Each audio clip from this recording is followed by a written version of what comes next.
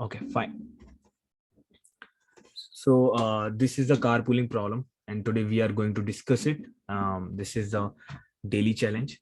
So in the carpooling problem, first we will understand what it's trying to say. There is a car of capacity, empty seats. So this is our capacity, and the vehicle only drives to the east. So this is our east direction. And for example, if our car is starting from here, it will go only towards the east. It will not return and go towards the west, right? So you are given the integer capacity. So this is the 4 in this example, and an array trips. So that's important. What is trips? So in trips, they are giving us number of passengers from and to. For example, if this is one location, means from, and this is third location. So what we have to do, we have some passengers, like for example, four passengers are there. So four passengers will travel from this location, 1, 2, 3, right? And indicate this. This is the I trip. We will say it like this. I represents here. So for zero index, zero trip, first trip, like this. Passenger and location to pick them up, drop them off from to respectively. The location are given in the number of kilometers. So this from and to is in the kilometers, and this is a thing. And if we have to return, if uh, it is possible to pick up and drop off all the passenger for all the given trips. So these are the given trips, and this is the capacity of the bus or any vehicle or car, right? So we have to return true if it is possible to drop off and pick up all the passengers, and false if it's not possible. So in this first example, we'll start. So we have two passengers. So two passenger is traveling from one location to 5, and three passengers are traveling from, so there is two passengers, and three passengers are traveling from 3 to 7. So there three passengers are traveling, right? And now we have to we have the capacity 4, and we have to tell it is possible or not. So two passengers are there, right? During 1 to 3, you can see that directly. And three more passenger will be picked up by the car at the location 3. So now the total will be 2 plus 3, which is 5, right? In this location, it is 5. Now from here to here, it will be 5. Then car will drop off 2 people, and it will again become 3 till 7, right? So in this particular example, we can see that here it is fine. From this 1 to this particular location, it is fine. It is 2. Then then it changed to 5. Strength is changed to 5, but capacity is not allowing us because capacity is 4. So this condition will break, and we have to return false in this case, right? Now we will look into the second example for better understanding. So for example, two passengers are traveling from one location to 5. Again, same. Okay. And three passengers are traveling from location 3 to 7.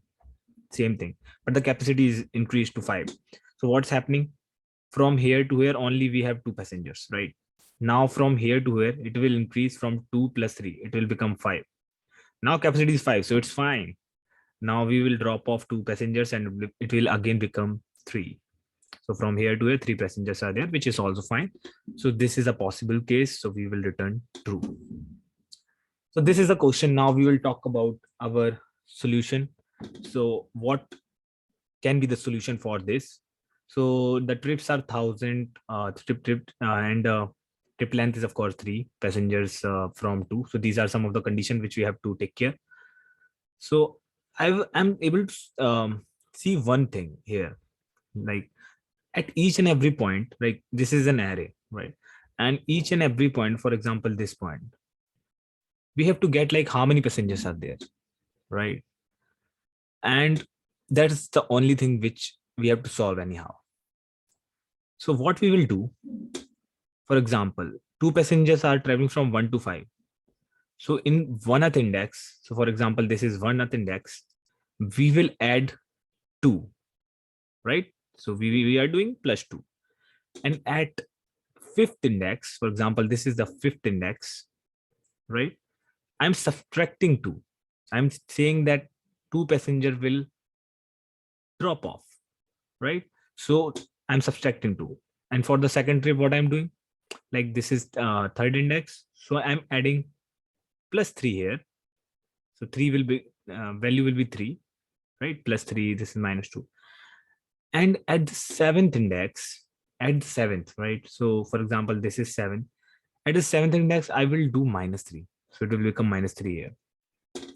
So if I will do the cumulative sum from left to right, I will actually get the number of passengers at each and every point. And the maximum possible length is 1000. So trips length is 1000. So that's completely fine for us. And like from and to is also 1000. So actually, if you will create the array of 1001, that's completely fine, because maximum from and to can be 1001, means 1000. So you have to create the array like this, and right, int array and new, again int and 1001, because if you will create 1001, it will be till 1000, that we know. Right? So in this way we will calculate the cumulative sum. So we will start from the left, and in this case, like if we are at the 0th index, this is second, third, fourth, 6, 7. So at the 0th index, no passengers there, so value is 0, total is 0. We are storing in the total is 0. Now 2 passengers are actually picking up, so value of total will change to 2. That's completely fine, and each and every time we will check with the capacity, right? So again, this is happening nothing, so no change. 2, then again plus 3, so 5 passengers are there. We will check with the capacities satisfying or not. So first case it will not satisfy, second case will satisfy. Now again no change, again minus 2, so passenger will become 3, no change, then 0. So this is our array, and each and every step we will actually check if it's passing our condition of capacity or not.